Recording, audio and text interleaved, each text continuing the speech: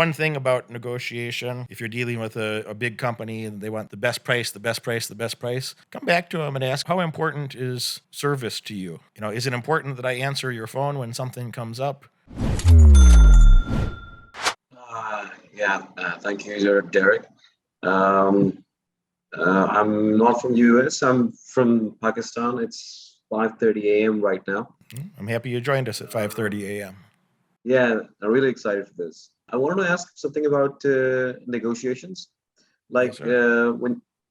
when you're negotiating with a party that has much more resources, and so currently I'm dealing with a situation right now with a multinational supplier, and they want our services. They also have other parties interested, and they always have that attitude of pushing you to negotiate lower and lower prices.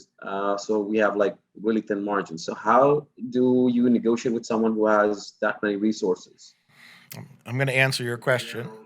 It's going to sound like I'm not answering your question, but I'm going to answer your question. I'll just be long-winded like I often am.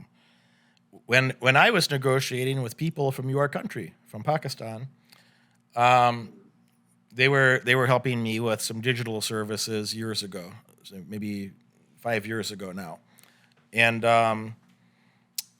they helped me with a bunch of animation specifically. So like like drawings, some tech things, and then creating like some cartoon drawings and animating that to look like a video, to be like a cartoon video.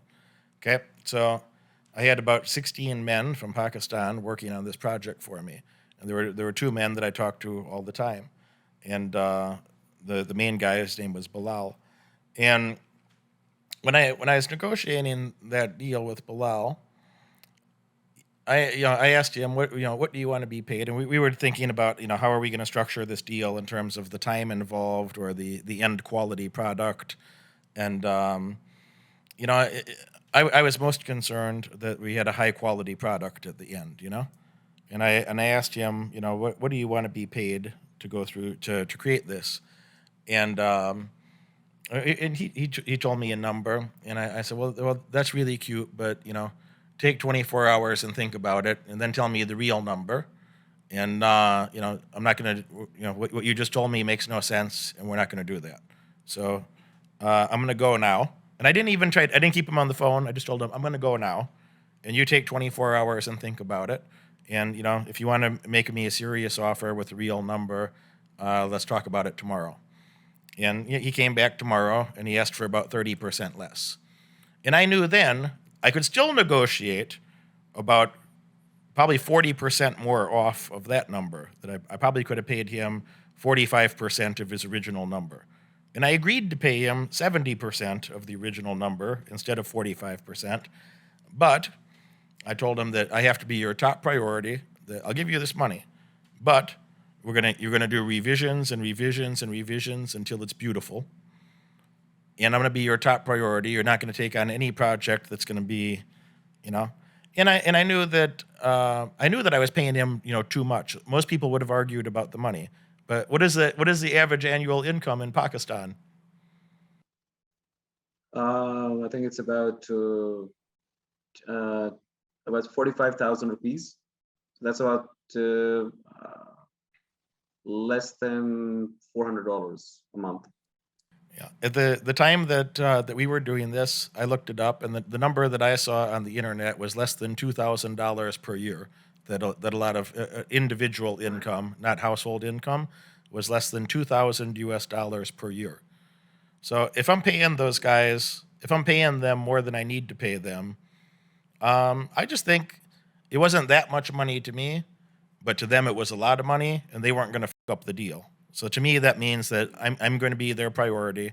They're going to make sure that I'm happy. They know that I'm going to find more work for them if they keep me happy. So they're going to keep me happy. They're going to work on it through Ramadan. They're working, the poor bastards, and I don't mean to make fun of the culture, but I mean that sincerely. I'm not a religious person, but I don't mean to make fun of other religions in general. But those guys were hardworking. During Ramadan, that their food and their water and everything is fucked up, and the guys are exhausted, and they're still trying to work while they're exhausted like that. but yeah, they made it a priority to get things done, and yeah, we had a good outcome. And look, for Bilal, maybe Bilal laughs at me still today that he found some sucker in America to pay him 40% more than I needed to. Maybe he's still laughing at me today. I don't know, but I think it was very good for both of us that he took my phone call anytime, day or night. He's going to answer the phone. He's going to get things done quickly. It turned out to be a very good project for both of us. So, you know, one thing about negotiation, or about that power disparity that you're saying, that if you're dealing with a big company and they want the best price, the best price, the best price, come back to them and ask them, how important is service to you?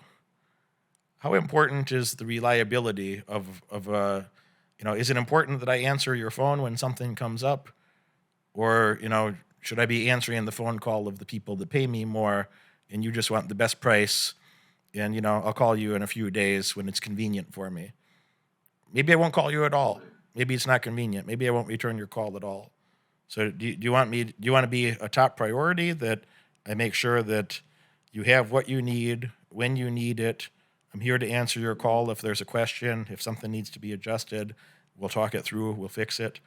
Or do you just want the best price where, yeah, I'll do what I can for you when it's convenient, but if somebody pays me more, probably I have a better relationship with them, and I'm going to make them the priority. Just clarify that with the people that you work with. And a lot of times, people just want the best price for something. But when you start saying it that way, then you start setting expectations. Like, are you sure you want the best price? Because in Pakistan,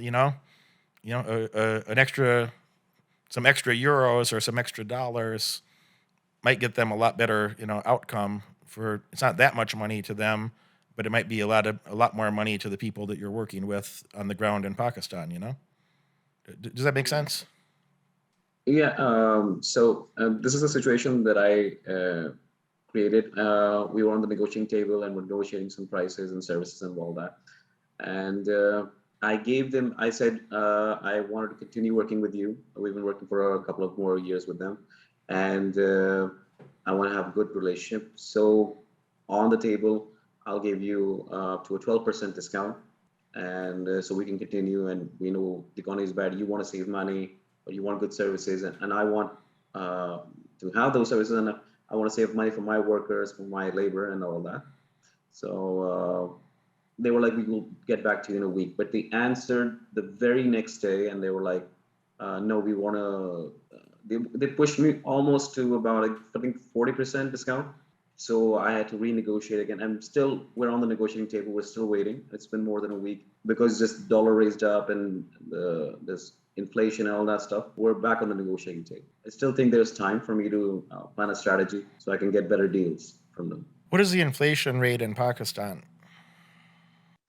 The last I checked was 13.25, but in reality, the World Bank is saying is more than 15 right now. Yeah. So the reality in the United States is, they're saying 8.6, but it's, probably 12, something like that.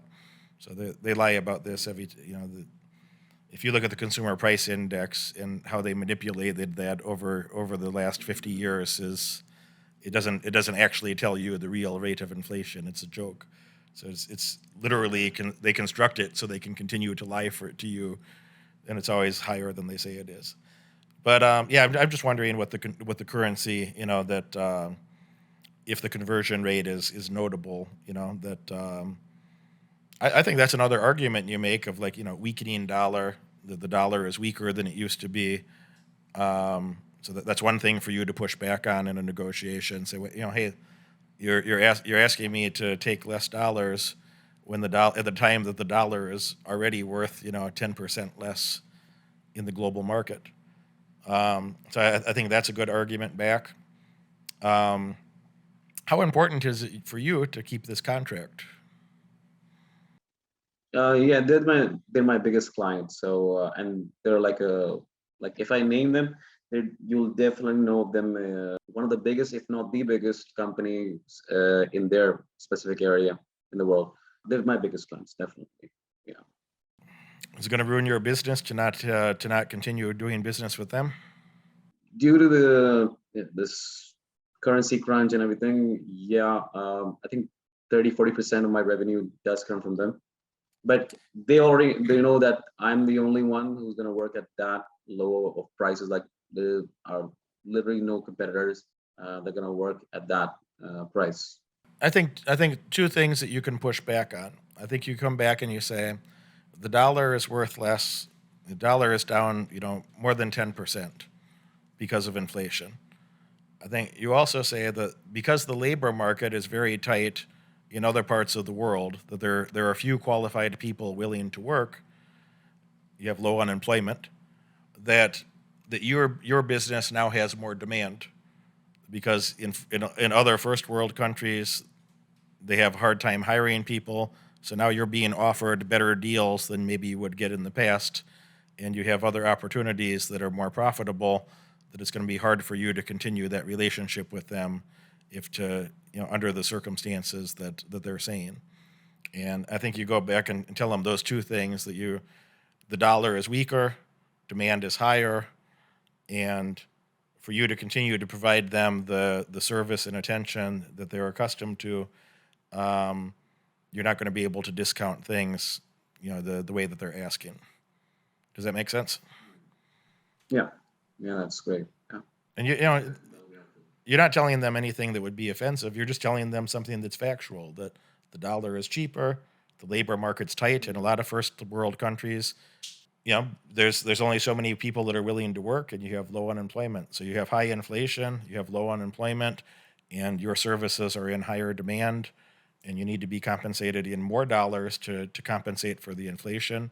You need to be compensated in more dollars because you have your opportunity cost has become higher because you have other opportunities that will pay you better, that more people are trying to outsource rather than do things in first world countries. So I think if you mention those two things, those are very reasonable things to say, and then say, I value our relationship. We've had a relationship for a long time. I'd like to continue our relationship, but you're just asking for too much right now. And you don't even have to say numbers back, but let them come back. Just say that you're asking for too much right now. And let them come back and come back with another number, but I think that number is going to be more favorable to you. Does that make sense? Yeah, that definitely does make sense. I was living on my coach's living room on a mattress. I ended up just bouncing at a bar. I'd been a cop. I quit my job. And Derek Moneyberg presents the 10 Commandments of Wealth. Took the gamble on myself to become a successful professional fighter and make it to the UFC or Pride. And at the time, am I making a sacrifice right now, or am I just investing in a better future? So it's easier for me to make those decisions when I think about it. Is like, oh, yeah, absolutely. And now that you mention it, having to actually really process and think about it, I think that word sacrifice is kind of like, I believe it's the word that the ones at the top kind of use to make everyone else feel better about it. Because when you're at the top, now you realize that was an investment. Was everything just golden and easy and handed to you, or do you have a little struggle yourself along the way? No. Yeah, in 2013 and 2015, I was living out of my car, full time, and I was too proud to ask for help. Like, how ridiculous is that? You're living out of your car and you think you know it all. And 2015, that's when I kind of I knew that I didn't know it all. So why not find experts in that and really shortcut that? I thought I was gonna just chip away. I thought I was just gonna read books till I was an expert. I never really talked to anyone that actually did it. It's been about a week since I've joined the 10 Commandments of Wealth program, and there's so many interviews that are offered in this program. I'm inside the Derek Moneyberg 10 Commandments of Wealth program. This is an awesome program that you're gonna love. I'm gonna use the principles and the knowledge from this program to help me boost my leads in my marketing firm. Buy this program, it's a wonderful investment for your future. You won't regret it, and you'll absolutely love it.